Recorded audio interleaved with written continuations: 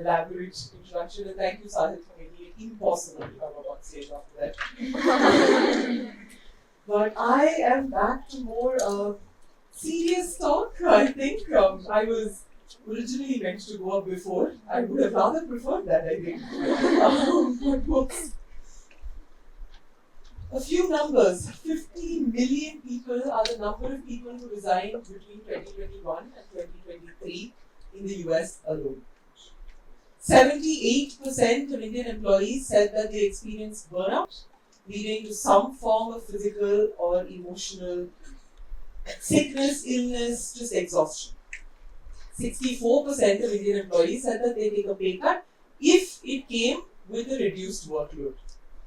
And 43% of Indian employees said that they felt lonely and friendless. So one thing that you wouldn't notice in my introduction is that I'm not big for numbers. I'm not a numbers person. In a room full of engineers, it's a difficult thing to say. But this story, these numbers tell even me one story, that our relationship with work needs a serious overhaul. Some of these voices might have gotten louder during COVID, but our conversations around work-life balance, about negotiating some kind of space for life outside of work has never been louder.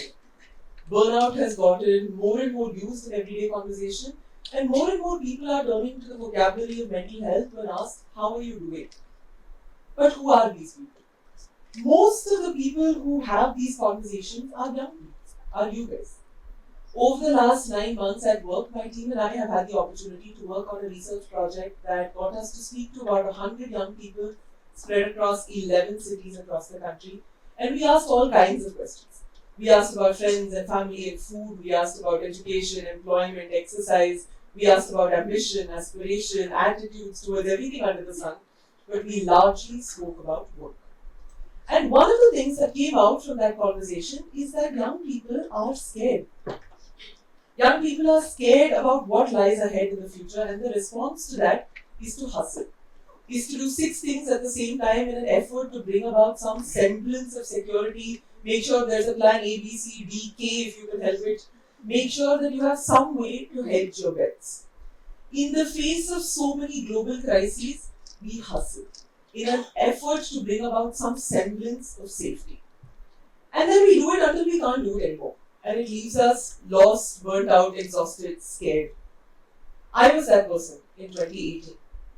I had 6 different part-time jobs and had a full-time job teaching first-generation learners English in preparation for their board exams in a school in the Nilgiri Hills. I remember days that I could barely get out of my bed, and then I did every single day because there was a classroom with students in it, until I couldn't tell it. I remember one morning when I woke up and realized that the door to my room was actually left open, and I forgot for a second why. Until I realized that the previous night I had been scared that I'd faint inside, and I needed my colleagues' easy access to come and help me in case I needed the help. And that morning I decided that I couldn't keep going like this. It wasn't okay. I had to do better. And in some ways, a lot of the questions that I'm going to talk about today came alive in my mind that morning. If we all have to work, how can we do this better? If we have to work, how can we reimagine our work and redesign our workplaces? Anusha mentioned that I'm a writer at heart. I began writing very early and spent my adolescence writing for a large English newspaper as a freelance journalist. So in my mind, the solution to everything is to write. Write, edit, redraft. Every plan in the universe is a Word document with fact changes on. And therefore, that's what we're going to be doing today. Over the course of the next few minutes, we're going to track change some of the large words that have come to define our lives. Development, success, career. Are you richer? Do you live longer? Are you better educated? Do you have enough food to eat? Traditional development models ask these kinds of questions. And by and large, very broadly, on a global average, the answer is yes. But what do the answers look like if we change the questions? Are you happier? Are you healthier? Are your public spaces more inclusive? Do you have more equitable opportunities existing to you? If we start asking different questions, does our world start looking different? But why even ask different questions, you might ask? And to that, my answer is simple. Nothing about the world that me and you live in today is anything like the world that our parents and our grandparents lived in when they were our age. Global warming and climate change have completely altered the basic elements. Dubai is flooding. I live in Bangalore. We're having a heat wave. That's the one thing that city had going for it. Technology has changed the ways that we work, specifically AI. We've heard a little bit about that on this stage already. OTT has changed entertainment. UPI has changed banking. 71% of this country has a smartphone in their hand, and that has changed communications. When so much has changed, doesn't it only make sense that the way that we look at development changes as well? And therefore, it seems obvious to me that you add this to the fact that we are burnt out, lonely, and alienated, it makes so much more sense to focus on the team rather than the individual. Instead of person-specific KPIs, what would our workplaces look like if we had team-specific KPIs, where success was based on people working together and not just individually? What would it look like to prioritize leaving nobody behind in a spirit of inclusion over individual growth metrics? What would it mean if our bosses and our managers didn't focus just on the deadlines and the targets, but also focused on being a team player, inducting a new colleague, helping someone, taking one for the team? What would it mean if all of our performance metrics did not just focus on success and productivity, but also focused on effort and even failure? Would we be as burnt out? Would we feel as lonely? If our workplaces looked out for us as whole people rather than just employees, what would life look like? I have had the privilege of occupying spaces that looked out for me as a whole person over many periods of my life. When I was in high school, we had wonderful teachers who looked out for us as people far beyond just academic results. We had a 40-minute period every week in our timetable that was dedicated to introspection, reflection, communication, and conflict resolution as a team. And in those classrooms, I learned what it is to develop holistically. My first journalistic interview that I took was when I was 13 years old, and I was a nervous wreck. I was interviewing a wildlife filmmaker of national repute, and many years on, more than his answers, today I remember his kindness. I remember how he taught me to introduce myself because I was a child and had never done this before. I remember how he told me this is how you ease into the questions, how you make the person on the other side feel comfortable. And when I sent him my draft a few days later, he gently corrected me, saying that I had misspelled his name, reminding me that somebody's name is the very basic note of their identity.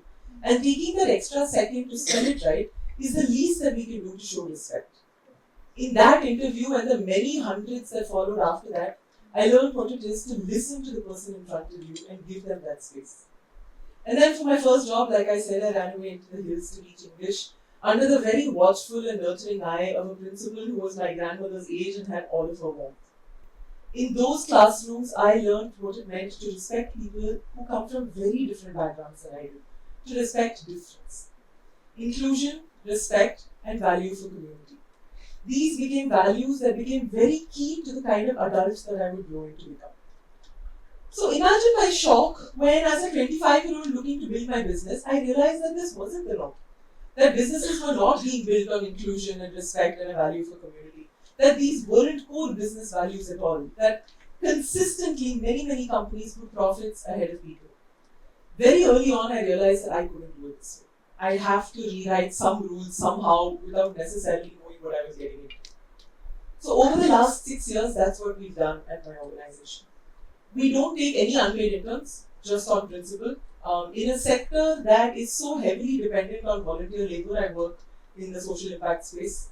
This is not as obvious as it might seem in some other sectors.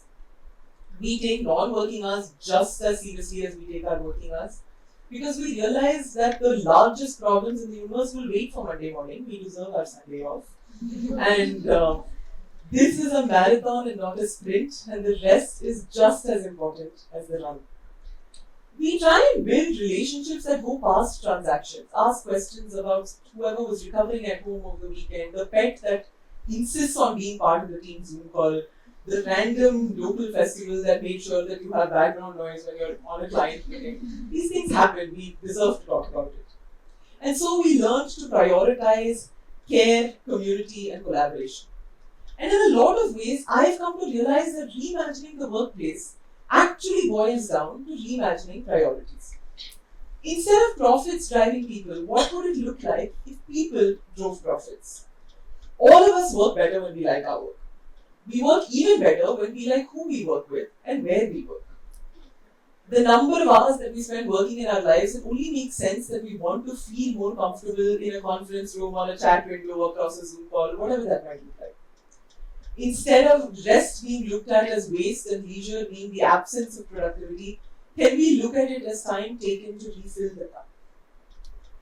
Instead of building businesses on a foundation of transactions, can we look at it on a foundation of relationships where you push farther, realize that your clients and your colleagues have lives outside of work as well, and those lives deserve to be explored and seen. Instead of just prioritizing achievement, can we prioritize engagement in our workplaces? Can we ask questions like, did you take a risk? Did you dare to fail? Did you take others along for the journey? Did you share knowledge instead of just guarding expertise? What would our workplaces look like if we celebrated these questions instead? And so you must all be wondering, what does this mean to me? Why should I be worried about reframing the workplace? And to that, I have 3 answers. Know that these organizations exist. Many of you might be at the cusp of entering the job market. Know that organizations that value your contribution exist. So when you sit for interviews, make sure that you ask them questions as well. Ask them how they fit into the culture that you want to work in, just as much as they are asking you how you fit into their needs. Ask them, how flexible are your hours?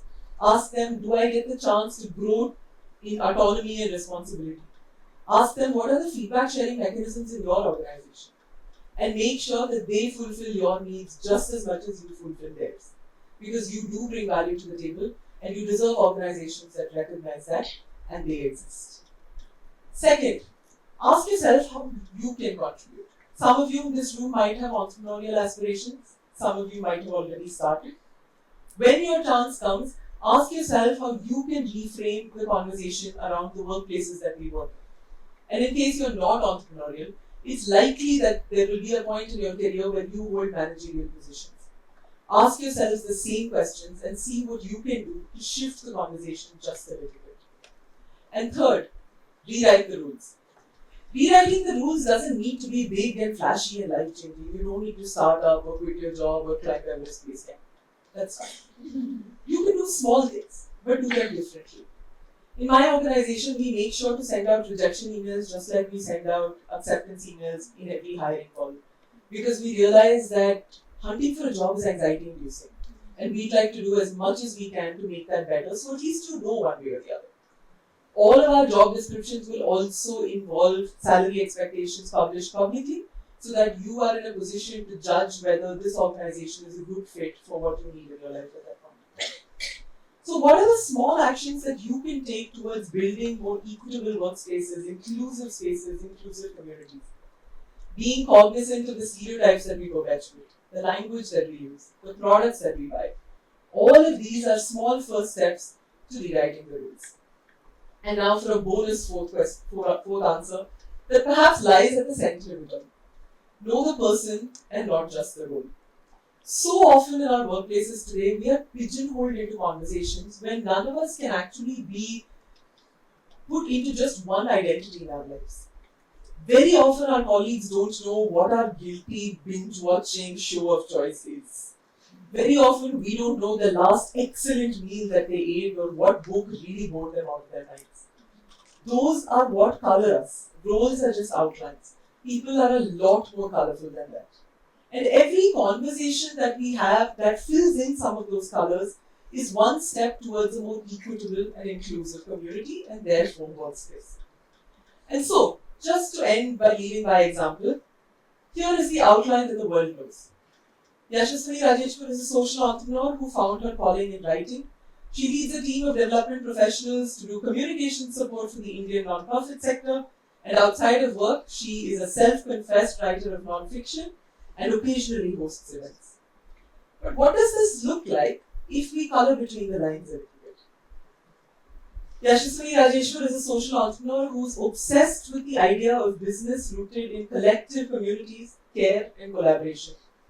She loves mint in her chocolate and will argue very loudly if anybody tells her it tastes like toothpaste. most. When she was 5, she wanted to be Cinderella. When she was 15, she wanted to be a field journalist very, very far away. When she was 25, she stumbled into entrepreneurship. And by the time she's 35, she hopes to bake many, many chewy chocolate chip cookies, write many long-form essays, work with many fantastic people, and continue to be engaged with the stickiest questions that define development and equitable business. Oh, and her favorite fruit is jackfruit. Or maybe lychees. So the next time someone asks you to introduce yourself, remember to take a pause and take a chance. Tell them that you like lychees. Ask them what they last binge watched. And every conversation that we color between the lines will be our contribution to building a more equitable, inclusive, and fair workspace. Thank you all so much.